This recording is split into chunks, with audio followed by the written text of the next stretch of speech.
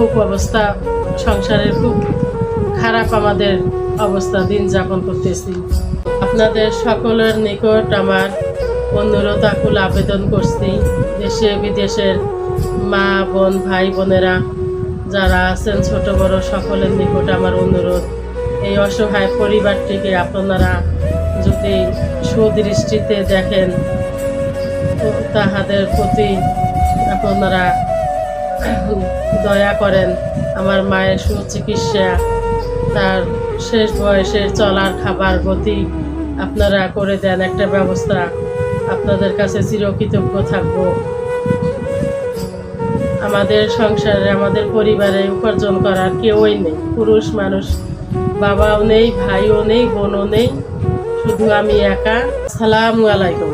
আমার মায়ের মেয়ে আমি একজন, আর তার কোনো ছেলে বা মেয়ে নাই। আমার দাদার বাড়ি রংপুর লালদিঘি, গ্রামের নাম ফতেপুর, নানার বাড়ি লালমনিরহাট। আমি যখন আমার মার গর্ভে, তখন আমার মা আমাকে গর্ভে অবস্থায় নানার বাড়ি চলে আসে। আমি আমার নানার বাড়িতে তখন থেকে ছোট থেকে বড় হই, মানুষ হই। আমার মা আমাকে অনেক কষ্টে লালন পালন করে, তখন থেকে আমি আমার নানার বাড়িতে মানুষ হই। আমার জনম দুঃখিনী মা আমাকে অনেক কষ্টে লালন পালন করে বড় করেন। আমার যখন 14-15 বছর, তখন আমাকে বিয়ে দেন। আমার শ্বশুর বাড়ি উলিপুর। ভাগ্যের কি নির্মম পরিহাস, শ্বশুর বাড়ির ফ্যামিলি কেউ আমাকে মেনে নেয় না। আমার অনেক নির্যাতন সহ্য করতে হয়েছে। সেখানে আমার এক মেয়ে এক ছেলে নির্যাতনের মাঝে হয়। আমার শ্বশুর শাশুড়ি আমার স্বামীকে আবার দ্বিতীয় বিয়ে দেন। সেই ঘরে 2টি ছেলে সন্তান হয়। আমার শ্বশুর শাশুড়ি আমার 2 সন্তানকে কোনো জায়গা জমি দেয় নাই। তার ওই দ্বিতীয় ঘরের স্ত্রীর ছেলের বউয়ের ওই 2 নাতিদেরকে জায়গা জমি সব দেন। আমার ভাই নেই, বোন নেই, আমি একা। আমার বাবাও নেই। আমার মা আমাকে অনেক কষ্ট করে মানুষ করেন। আমার মা যখন শেষ বয়সে, তখন তার 4-5 বছর হয়, অ্যাক্সিডেন্ট হয়ে এক হাত এক পা ভেঙে যায়। এখন আমাদের খুব দুর্ভিক্ষ অবস্থা, কোথাও কোনো কুল কিনারা পাই না। এমন অবস্থা চলাকালীন কিছুদিন পর আমার স্বামী অটোতে অ্যাক্সিডেন্ট হয়ে ওরও মাথা ফেটে যায়, পা ভেঙে যায়, পার মধ্যে রড। ও খুব অবস্থা, সংসারের খুব খারাপ আমাদের অবস্থা, দিন যাপন করতেছি। মেয়েকে বিয়ে দিয়েছি, মেয়ে বড়, ছেলে ছোট।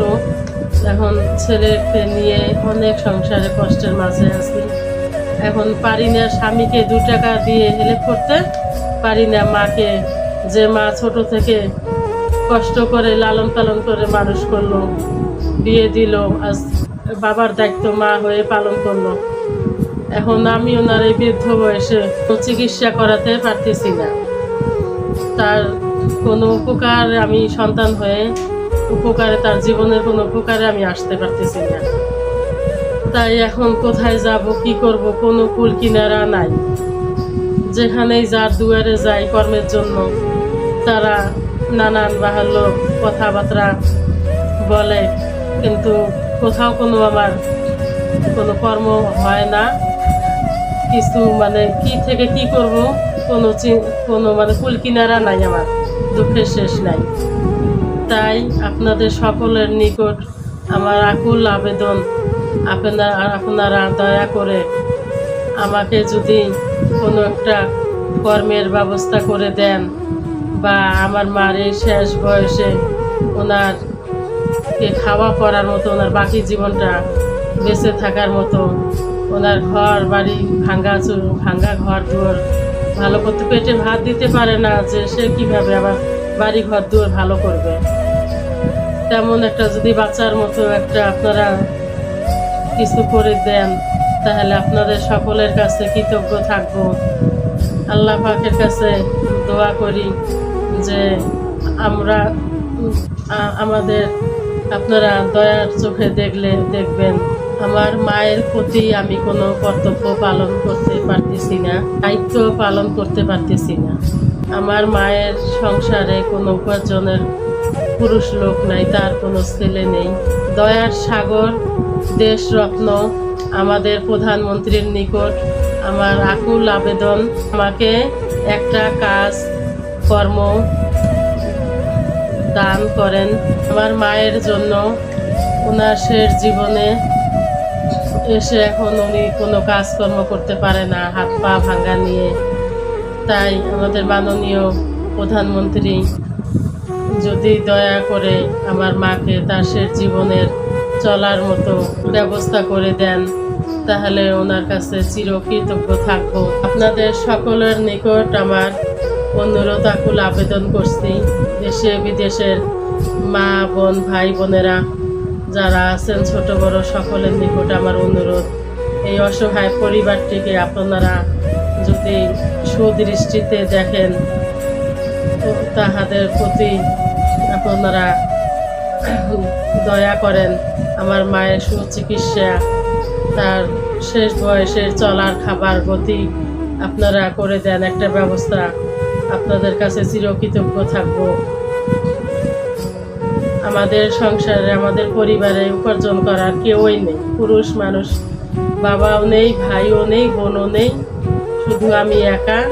আমি তো পরের ঘরে চলে গেছি, আমারও সেখানে অনেক কষ্টে নির্যাতনে সংসার করতে হয়।